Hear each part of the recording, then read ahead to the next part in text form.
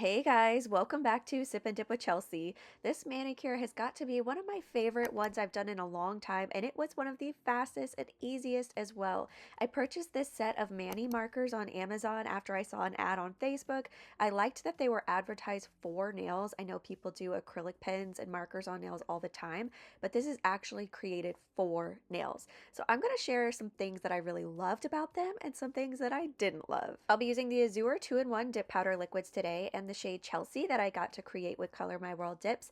It's the perfect sheer pink for this design. I'm going to keep it simple and just do a full layer across my entire nail and dip into the pink shade. Full credit goes to this beautiful manicure that I saw on Pinterest. I just changed it up a little bit, but I was absolutely inspired by it. I'm going to repeat these steps and do a full layer of my base liquid across the entire nail and dip into the dip powder.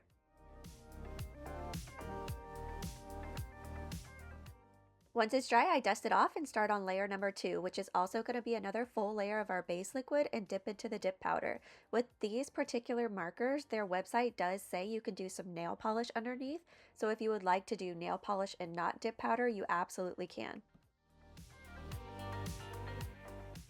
All right, here's how we're looking. It is just the perfect hue of sheer pink on a natural nail. I'm going to dust it off and then I'm going to go ahead and activate because I'm happy with how they're looking.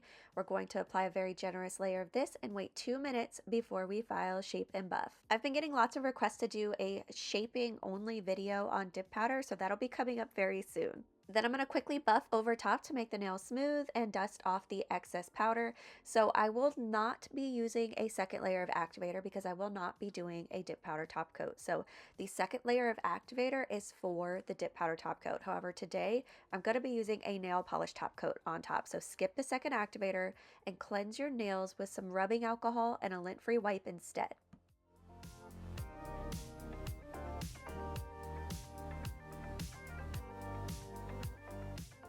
Now let's dive right into the things I didn't love. Okay, the white. This is the one I actually wanted to use for this manicure. So first you're gonna prep it. You can either press down or hold it down until you start to see that it is filling the end of the tip. And then I'm gonna show you my issue with it. When I do any sort of line work, it's actually really sheer, almost clear and watery like. But it does work if you want to do like little dots. If you sit here kind of like this and go over top a few times in one spot, it does fill the spot. It's just not as pigmented as I would have liked, especially if you want to do like a French manicure or any line work with it.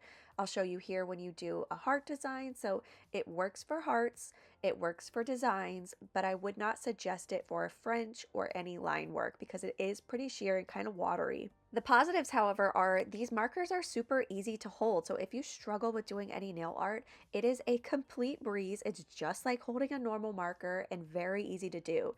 Now, a lot of positives here. So that was the negative. Look at how incredibly pigmented this pink is. It is just amazing. One line, super pigmented. Same goes for when I'm doing hearts or designs. I highly suggest this shade, which I did find you can purchase these individually as well.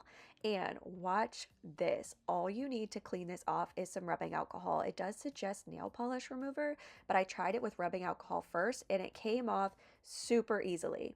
But the one that impressed me the most was this black. It is so incredibly pigmented, extremely easy to use. So I'm going to start by tracing the outside line first and fill it in. You're going to see it is full coverage after one stroke on the nail. So I don't have to go over top. Check out how fast and easy that was.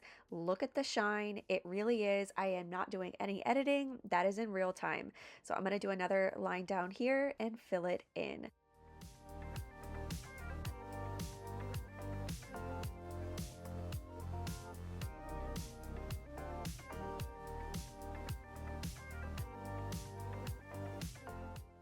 I also really appreciate that the tips are more on the fine end side. It's not super fine point, but it is enough to do smaller line work or dots. So I really appreciate that, especially when doing nail art.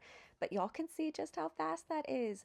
I really feel if you struggle with doing nail art or holding a brush, but you do well with markers, give it a go. I'm telling y'all, and they dried really fast. You can see my pointer finger doesn't really have that wet shine anymore, so it's already almost dry. My main goal with this design was to keep all of my lines and artwork very slender and thin because a square nail shape on my nails is kind of bulky looking, but I feel like if you keep designs sort of on the thinner side, it can actually give the illusion of more of a thinner natural nail look.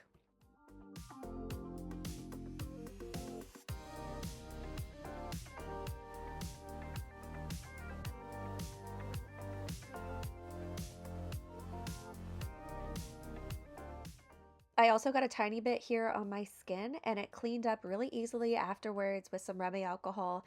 No problems there.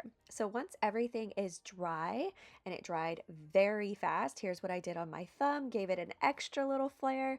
I'm going to go in with my smudge-free top coat from Maniology. This is a must-have for me because I don't want those lines to smudge. So I'm going to do a full layer of this across the entire nail. You're going to see nothing smudges, nothing moves. It is completely dry.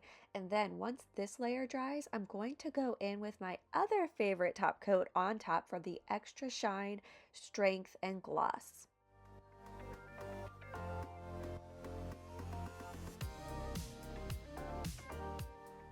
Once this is dry, then I'm going to go in with the Essie Gel Setter Nail Polish Top Coat. I love this one. It's got a really great thickness, shine, durability, all the things. So I'm going to go right on top and do another full layer across the entire nail. You can use any nail polish top coat that you love on top. I just highly suggest doing some sort of smudge-free top coat first, especially when doing any sort of art with black so that it doesn't run or smudge on the nail.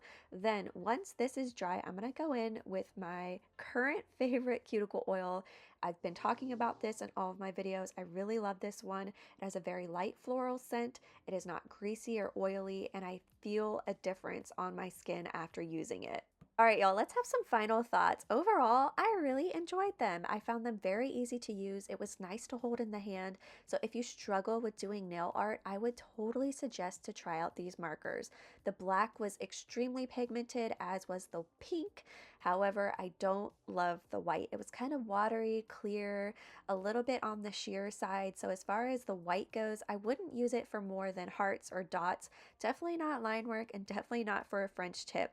But you can also use other markers or acrylic pens as well. I just really like that these ones were advertised for nails. So I'm going to have everything linked down in the description box. I'll link this set that I purchased and also individuals because I think I might grab a couple other shades as well. Thank you guys so much for watching and I will see y'all next week.